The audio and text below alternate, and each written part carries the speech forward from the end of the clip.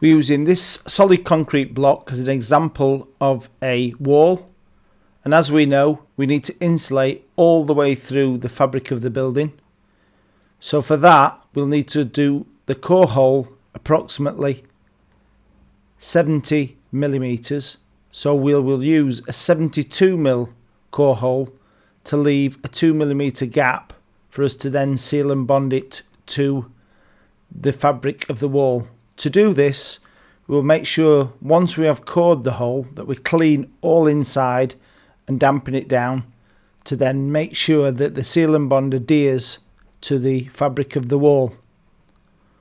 We'll clear inside this with a damp sponge or cloth.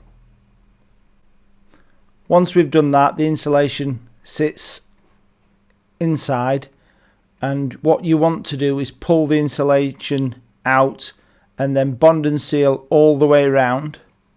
So then this will give a cap or seal inside the fabric of the building, and you can push it then back in and then seal around to make the perfect seal. Here you can see the seal and bond has been applied all around the insulation.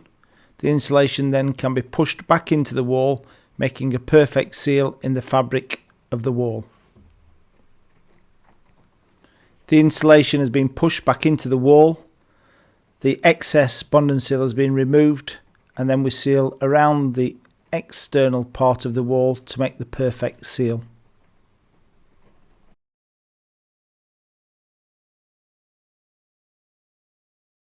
So, this is what it's like. We've bonded and sealed the insulation to the breeze block. The breeze block's 24 kilo. We've stuck it in. I'll show you how strong it is. That's pretty strong. Using 28mm pipe and fittings and our insulation and bond and seal, it's easy to make ready-made through the wall kits for all your vertical and horizontal installations. Cut the insulation to the right length to go through the wall and the cavity to the inside of the property. Then cut a length of insulation which will be external, approximately 800mm, to accommodate 2 clips, and the pipe around 100mm longer to help extend to the heat pump or oil boiler.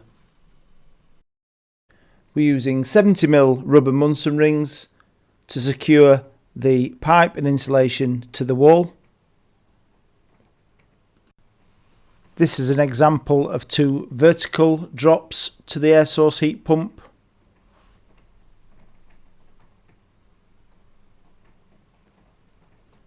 This is an example of some horizontal pipework that has been installed and shows you how easy it is to mitre and cut the insulation to any angle.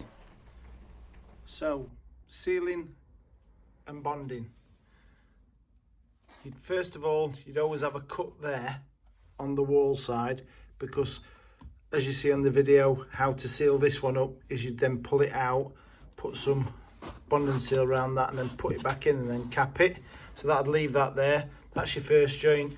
Then you'd make all your other joints up, and then you go back and start to seal and bond them. So try and cut the nozzle on the bond and seal as long as possible to keep that as narrow, and then you just go in, pull that back, get the bond and seal all the way in, and then you'd seal that up, go to the next joint hole, then go around all the joints. So we'll do that with these 2 joints. We've got a connection there, and we've got the angle one there.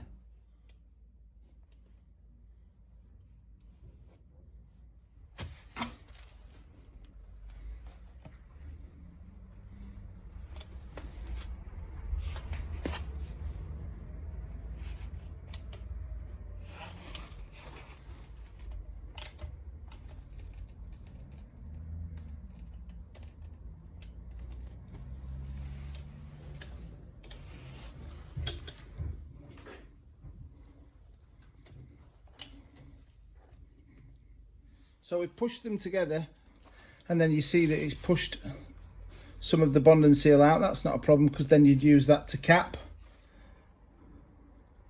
So all you do then is just go around and then cap them like that.